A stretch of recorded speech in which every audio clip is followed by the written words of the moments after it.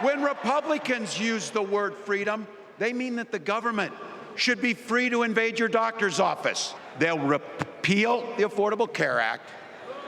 They'll gut Social Security and Medicare. And they will ban abortion across this country, with or without Congress.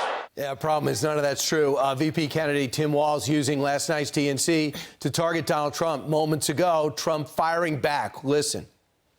Every one of those things is a lie. Abortion, I will bring it up. They wanted to get rid of Roe v. Wade. They wanted to bring that subject back to the states. Every Democrat wanted that, every Republican, every liberal, every conservative, and every legal scholar. And I did it. And it's now back in the state where it belongs. They say in the committee, I want a federal ban. I would never, and they know I've said it, there will not be a federal ban. And he's not getting rid of Medicare or Social Security. Fox News contributor, former Trump White House senior counsel Kellyanne Conway to respond. So that's what they've been saying. It's been very frustrating for the former president listening to that. Can you blame him, Kellyanne? No, not at all. And remember, everybody who takes to the podium here in Chicago, Brian, is not under oath. They literally will say anything, and they have been. Not only are they lying about Project 2025 and throwing it into a script here and there, they have an entire graphic for it behind the speakers. And it is a big lie. They want to scare people, you know, for all this nonsense talk about joy. Look, on abortion, I think President Trump has done very well, because what he's done is he's reflected consensus. He's, I think, showed a little bit of concession and a lot of compassion. How? He, like the other 6 Republican presidents that we've had since 1973's Roe versus Wade, says, I'm pro-life with the 3 exceptions: rape, incest, life for the mother. He took it a step farther after Dobbs. He said, I'm going to put it back to the states.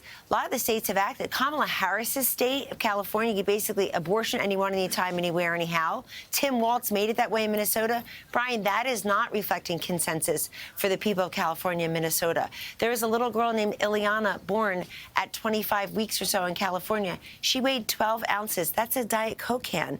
She's home. She's surviving and thriving. And I think if we can talk a little bit about those examples as well and have a science and medicine conversation.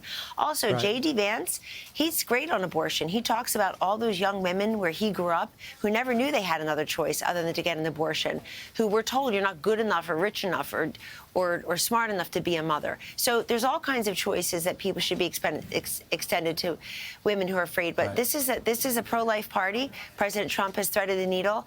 And they're also lying about the Affordable Care Act. Donald Trump did away with the mandate, and that was upheld by the Fifth Circuit, and it went to the Supreme Court. So they're just lying about that. But let me say something. 14 years after Obamacare, the Affordable Care Act passed, and the big lie, keep your plan, keep your doctor, the even bigger lie, every American would have health insurance. 14 years after Obamacare passed, over 28 million Americans have no health insurance. There's a fact for you. Gotcha. A couple of things. Real quick, RFK, if he does drop out and endorse Trump, what changes? Well, so his voters will go with him, and he should make that very clear to his voters. This is not about a cabinet position or being up at the podium with President Trump. This is about telling his voters he's our guy. The Trump-Vance ticket is our ticket. You got to stop Kamala Harris and Tim Walz, because we don't know what they stand for, and B, what we do know, when they do actually finish their sentences, that's when they're really scary and menacing. So I think it's great for President Trump. I think if they go to Arizona tomorrow, they should both talk about school choice. They should talk about the economy, the border. Right. I think they agree on many aspects of that.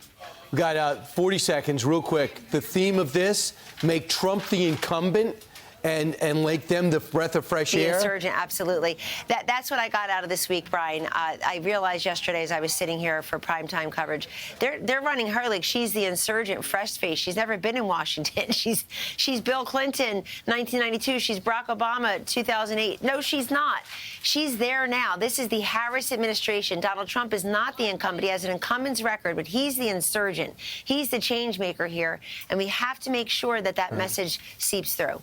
And by the way, we had this message seeping through. Your Fox Nation show, Here's the Deal with Kellyanne, drops every Thursday on Fox Nation. It is awesome. Kellyanne, thanks so much for joining us. I really appreciate it and look forward to the speech tonight and then get your wrap afterwards. Appreciate it, Kellyanne. Thank you, Brian. Have a good one. I'm Steve Doocy. I'm Brian Kilmeade. And I'm Ainsley Earhart. And click here to subscribe to the Fox News YouTube page to catch our hottest interviews and most compelling analysis.